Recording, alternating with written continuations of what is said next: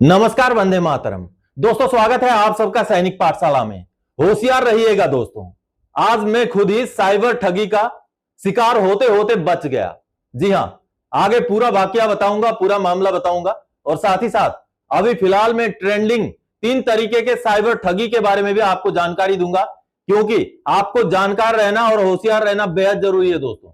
इसके साथ ही साथ डीए बढ़ोतरी का कुछ कर्मचारी और पेंशनर्स को डबल फायदा मिलेगा या मिलने जा रहा है, इसके बारे में भी आगे बताऊंगा। इसके साथ ही साथ दोस्तों, प्री 2006 के पेंशनर के खाते में एसीपी का 2,49,291 रुपए का एरियर का भुगतान हुआ है। ये मैसेज देखिए, और ये एसीपी का एरियर है 2006 से पहले के रिटायरी का। इसके बारे में भी आगे जानकारी दूंगा, किन 2006 से पहले के रिटायरी को एसीपी लागू है। इसके साथ ही साथ दोस्तों, 8वें पे कमीशन में चाहे फिटमेंट फैक्टर जितना भी हो, चाहे बढ़ोतरी जितना भी हो, जितने डिफेंस पेंशनर हैं उनको डबल फायदा लागू होगा और डबल फायदा मिलेगा। वो कैसे मिलेगा वो भी आगे मैं आपको एक कैलकुलेशन के जरिए समझाऊंगा। ये वाला जो कैलकुलेशन है और ये वाला जो कैलकुलेशन है, इसके जरिए आपको समझाऊंगा। तो चलिए आगे बढ़ेंगे आज के इस वीडियो में इन्हीं जानकारियों के साथ। सबसे पहले दोस्तों, आज मैं भी फ्रॉड होते होते बच गया। 3 प्रकार के फ्रॉड समझें जो आपके साथ भी हो सकते हैं। दोस्तों, चौकन्ना रहना जरूरी है। मैं आज तो बच गया, हो सकता है कल को, परसों या आगे आने वाले समय में किसी साइबर ठगी का मैं भी शिकार हो जाऊं। मैं इतने इंफॉर्मेशन लेते रहता हूं, आप सबको भी देते रहता हूं, लेकिन साइबर ठगी के इतने नए नए तरीके इजाद हो रहे हैं कि किसी भी तरीके के, किसी भी शातिर इंसान को भी साइबर ठगी का शिकार होना पड़ सकता है।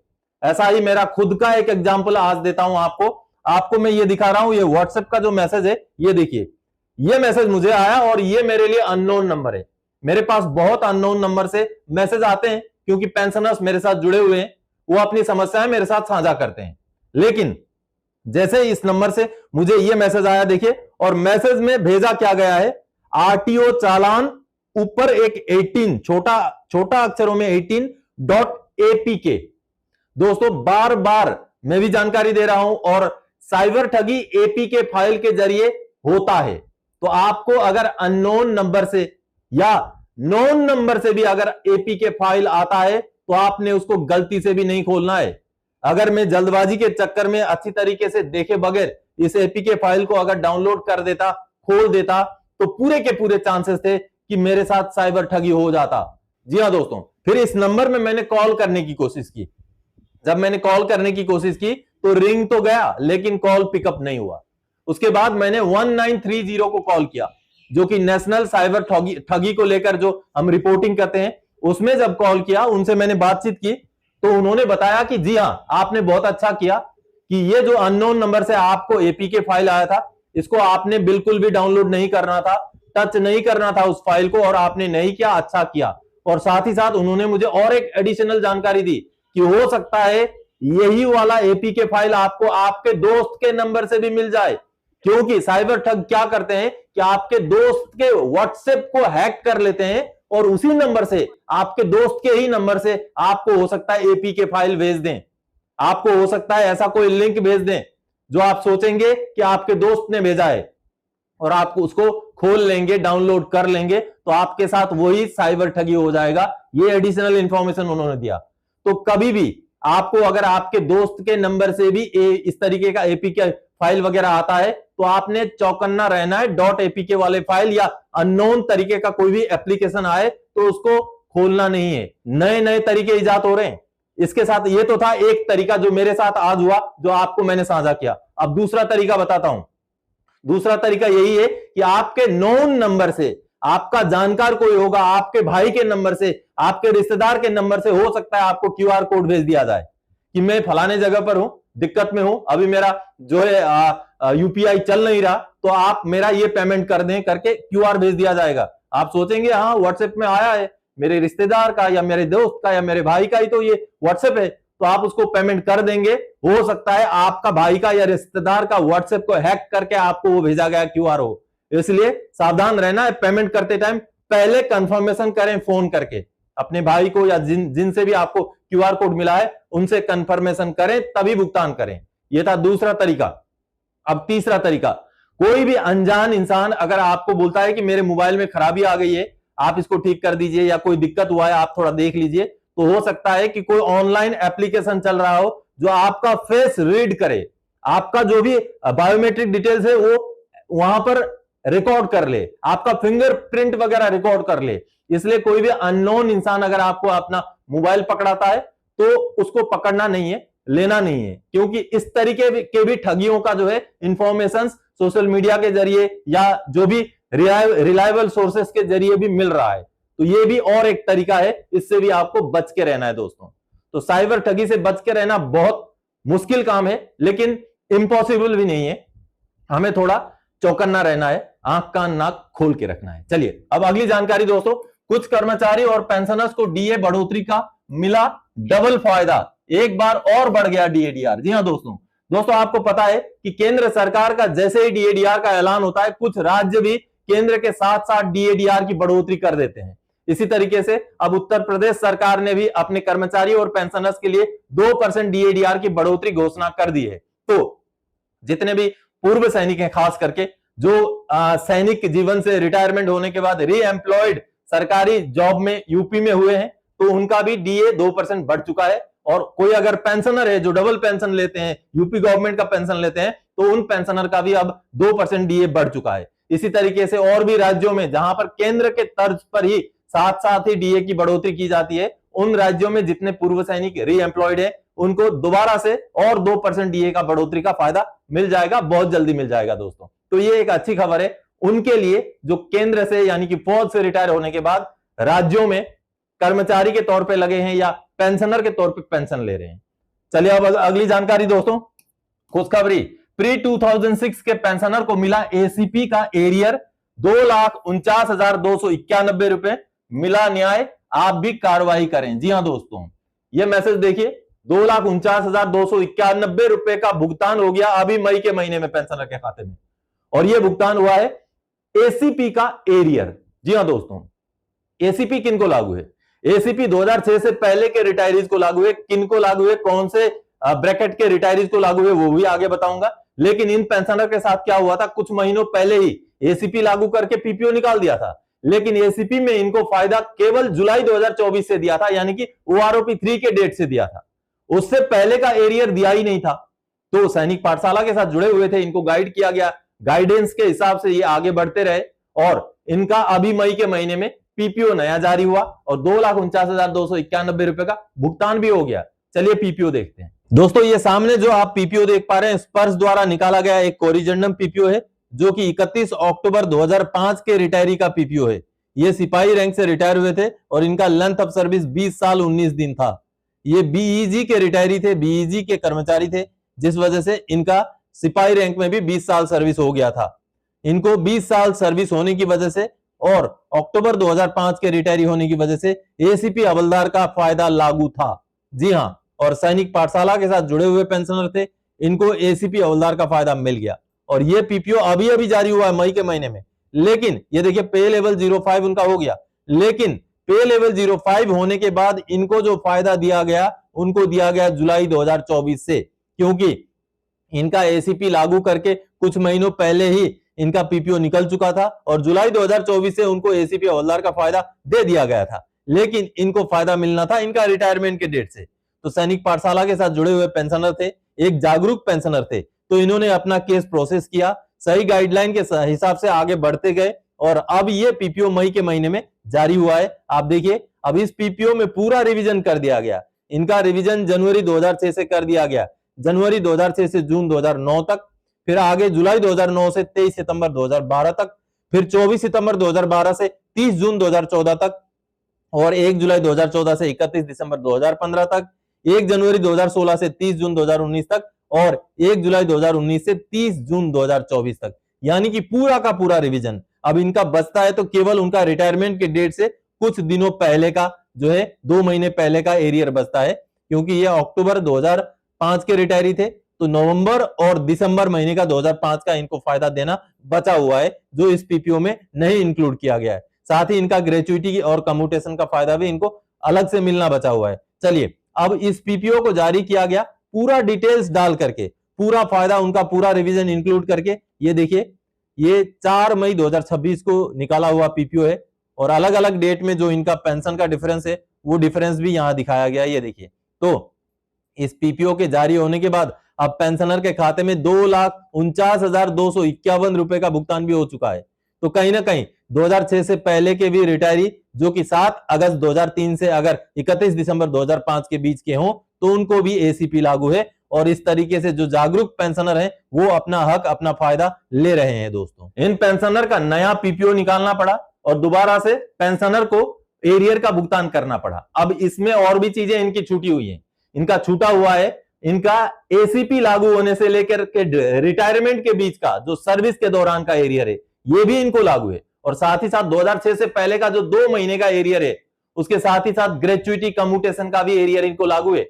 पेंशनर को गाइड किया जा रहा है, पेंशनर सही कार्रवाई करेंगे तो वो सारा पेंडिंग पैसा भी उनको मिल जाएगा। तो आप भी अगर 7 अगस्त 2003 से बाद के रिटायरी हैं, 31 दिसंबर 2005 के इस ड्यूरेशन के बीच के रिटायरी हैं और आपका लेंथ ऑफ सर्विस अगर 10 साल से ऊपर है, आपको सिपाही का पेंशन मिल रहा है, या तो फिर 20 साल से ऊपर है और आपको या तो सिपाही या नायक का पेंशन मिल रहा है, तो ऐसे कंडीशन में आपको भी एसीपी का फायदा मिल सकता है। लेकिन एसीपी में एमएससीपी जैसा हर क्राइटेरिया माफ नहीं है। एसीपी पाने के लिए कुछ क्राइटेरिया फुलफिल करने होते हैं, जैसे कि कैडर क्लास हो गया, मेडिकल कैटेगरी हो गया, एमआर पास करना हो गया, ये सारे कुछ क्राइटेरिया फिलअप करने होते हैं, आपको फुलफिल करने होते हैं। लेकिन फिर भी आपका अगर 10 साल या 20 साल का कंडीशन हो रहा है और उससे नीचे का आपको पेंशन मिल रहा है तो आप जरूर कार्रवाई कर सकते हैं।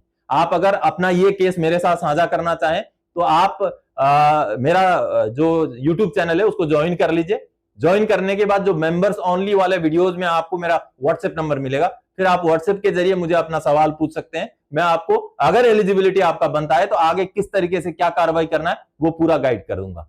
चलिए अब आगे बढ़ते अगली जानकारी की ओर। डिफेंस पेंशनर्स को मिलेगा 8वें वेतन आयोग का डबल फायदा, और वो कैसे मिलेगा दोस्तों? चाहे फिटमेंट फैक्टर 1.92 हो, चाहे 2.10 हो, चाहे 3.83 हो, जितना भी फिटमेंट फैक्टर हमें मिला वो तो बाद में पता चलेगा, कितना मिलेगा वो बाद में पता चलेगा जब रिकमेंडेशन जाएगा, जब सरकार उसको एक्सेप्ट करेगी। लेकिन जितना भी मिले डिफेंस पेंशनर को इसका डबल फायदा मिलेगा। कैसे मिलेगा वो आपको समझाता हूं। क्योंकि दोस्तों एक तो मान लीजिए ये रहा 8 सीपीसी पेंशन रिवीजन और 8 सीपीसी पेमेंट रिवीजन, इसको समझना पड़ेगा तभी जाकर के आपको पता चलेगा कि डबल फायदा कैसे मिलेगा। चलिए 8 सीपीसी से पहले पेंशन, मान लीजिए एक सिपाही है जिनका लेंथ ऑफ सर्विस 17 साल है, उनको एसीपी एमएससीपी कुछ नहीं मिला हुआ है, तो उनका आज के डेट में कितना बेसिक पेंशन है? ओआरओपी 3 के हिसाब से 20,463 रुपए है। ठीक है, अब फॉर एग्जाम्पल मैं ज्यादा नहीं लेता हूं, चलिए 2.1 का फिटमेंट फैक्टर ले लेता हूं। कुछ बोलेंगे 3.83 चल रहा है, क्यों 2.1 ले लिया? चलिए जितना भी मिलेगा वो तो समय की बात है, लेकिन मैं एग्जाम्पल आपको समझाने के लिए 2.1 फिटमेंट फैक्टर मैंने लिया। तो 20,463 को जब 2.1 का फिटमेंट फैक्टर लगाएंगे तो 42,973 रुपए ये बन जाएगा। ये तो नॉर्मल सा हिसाब किताब है कि आपका पेंशन इतना था, रिवाइज होकर के इतना बन गया 8वां पे कमीशन में, ये आपको पेंशन में फायदा ये तो मिलना ही मिलना है। आप डिफेंस पेंशनर हैं, जितना भी आपका पेंशन है उसमें 2.1 या जितना भी फिटमेंट फैक्टर मिलता है वो फिटमेंट फैक्टर कैलकुलेट होने के बाद आपको जो पेंशन बनेगा वो फायदा तो एक फायदा है, वो तो मिलेगा। अब आगे मैं जो समझाने जा रहा हूं उसको समझने की कोशिश कीजिए। देखिए मान लीजिए किसी एक पेंशनर, एक जो कर्मचारी है आज के डेट में, जो फौजी जो सर्विस में है उनकी बात कर रहा हूं अभी मैं, मान लीजिए जिनका रिटायरमेंट आगे जाके 2028 में होना है, उनका मान लीजिए 2027 या 28 रिटायरमेंट के समय में 38,000 रुपए अगर बेसिक पे हो, ये मैं बात कर रहा हूं 8वां पे कमीशन रिवीजन होने से पहले। तो अगर हम इसको 2.1 मल्टीप्लीकेशन लगा दे तो बेसिक पे कितना पहुंचेगा? 79,800। और ये सर्विस के दौरान का बेसिक की बात हो रही है। अभी थोड़ी देर पेंशन को भूल जाइए, मैंने पेंशन का कैलकुलेशन आपको समझा दिया। अब जो सर्विस में है, जो सर्विस में रहते हुए 8वें पे कमीशन को लेंगे उनकी बात कर रहा हूं। चलिए जिनका बेसिक मान लीजिए बेसिक पे 38,000 था, उनका बेसिक पे रिवाइज होकर 2.1 मल्टीप्लीकेशन से 79,800 हो गया। अब बेसिक पे के साथ साथ और भी चीजें बढ़ेंगी। क्या क्या चीजें बढ़ेंगी? फौजी है तो मिलिट्री सर्विस पे बढ़ जाएगा, जितना भी बढ़ेगा आगे हमारी मांग इक्वल की है। इक्वल ना भी हो तो जो आर्मी हेडक्वार्टर ने प्रपोजल भेजा है कि जवानों के लिए 12,000, जेसीओज के लिए 18,000, एमएनएस के लिए 21,000, अधिकारियों के लिए 30,000, ये प्रपोजल गया हुआ है। चलिए, इक्वल की मांग है लेकिन इक्वल नहीं होता है, मान लीजिए अभी आज के डेट में 5200 है और जैसे प्रपोजल भेजा गया है 12,000 हो जाता है, मान लीजिए 12,000 हो जाता है। ये फॉर एग्जांपल के तौर पे आपको समझा रहा हूं। और इसके साथ साथ और क्या बढ़ेगा, क्लास पे भी बढ़ेगा। जो आज के डेट में 450 अगर क्लास 1 का है तो इसमें भी 2.10 लगाएंगे तो 945 बन जाएगा। इसी तरीके से ग्रुप पे जो एक्स ग्रुप के हैं उनका भी बढ़ जाएगा, जितना भी है वो भी बढ़ जाएगा। उसी हिसाब से अगर ग्रेड पे लागू किया जाता है या ऐसा कुछ रैंक पे जैसा लागू किया जाता है तो वो भी एडिशनली हमें मिलेगा, जितना भी मिलेगा वो भी बढ़ जाएगा। मतलब मैं आपको एक एग्जांपल समझा रहा हूं कि जो सर्विस में होते हैं उनको कैसे फायदा मिलेगा। ठीक है, सर्विस वालों को अलग से फायदा मिला। अब मैं समझाता हूं, ये नया 8वां पे कमीशन का बेसिक है, ये मिलिट्री सर्विस पे है और ये क्लास पे है 8वां पे कमीशन लागू होने के बाद का एक सिपाही का। अब इसको हम पेंशन में कन्वर्ट कर देते हैं। पेंशन में जब कन्वर्ट करेंगे तो क्या होगा, 79,800 प्लस 12,000 प्लस 945, तो इसका जोड़ कितना बनता है दोस्तों, 92,745 बनता है। और पेंशन निकाला जाता है इसका आधा, ये बन गया लास्ट रिकॉनेबल एमोलुमेंट, इसका आधा होता है बेसिक पेंशन, तो आधा कितना बनेगा 46,373। अब देखिए, एक सिपाही जब 8वां पे कमीशन लागू होने के बाद रिटायर होगा तो उसका बेसिक कितना बन रहा है। एग्जांपल के तौर पे हैं ये सारे आंकड़े, हूबहू यही होगा ऐसा नहीं बोल रहा हूं मैं, केवल आपको समझाने के लिए ये सारे आंकड़े लिए मैंने। चलिए, अब ये बेसिक बढ़ गया, जिनका एक सिपाही का ओआरओपी के रेट में बेसिक ये निकला था 8वां पे कमीशन लागू करके, लेकिन जो 8वें पे कमीशन को सर्विस के दौरान लेकर के मान लीजिए 2028 में रिटायर होते हैं तो उनका बेसिक पेंशन कितना बन रहा है, इतना बन रहा है। तो अब ये बेसिक पेंशन आगे जाके कहां असर करेगा, आगे जाके हमें ये बेसिक पेंशन असर करेगा दोस्तों ओआरओपी 4 में, 1 रैंक 1 पेंशन 4 में, जो 2029 में आना है। 2027 के आखिर में या 28 तक हमें पे कमीशन मिल जाएगा, उसका तुरंत 1-1.5 साल बाद हमें 2029 में ओआरओपी 4 मिलेगा। और 8 CPC effect on OROP revision जुलाई 2029, जी हां, जुलाई 2029 से ये लागू होना है।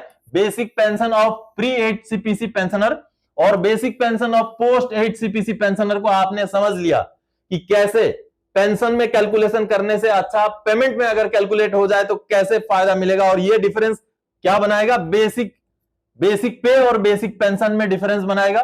फिर मिलिट्री सर्विस पे की डिफरेंस की वजह से पेंशन में बढ़ोतरी हो जाएगी। क्लास पे, ग्रेड पे, रैंक पे जैसे अगर एमोलुमेंट्स ऐड हो जाएं तो जो 2028 यानी कि 8वें पे कमीशन के बाद जो 8 सीपीसी के बाद जो रिटायर होगा पोस्ट 8 सीपीसी, तो उनका पेंशन ऑटोमेटिकली पहले वालों से ज्यादा होगा। अब ये जाकर के 2029 में जब हमें ओआरओपी 4 मिलेगा तो 2028 के रिटायरी का जो है पेंशन का एवरेज लिया जाएगा। तो 2028 में कौन रिटायर हो रहा है, जो सर्विस के दौरान 8वां पे कमीशन ले चुका होगा। समझ गए, अभी जो सर्विस के दौरान 2028 में 8वां पे कमीशन ले करके पेंशनर बना है, उनके पेंशन के बेस पर पुराने पेंशनर्स का पेंशन को रिवाइज किया जाएगा। इसलिए नॉर्मली पिछले ओआरओपी से अगला जो 8वां पे कमीशन के बाद का ओआरओपी होगा वो थोड़ा सा फायदेमंद होगा।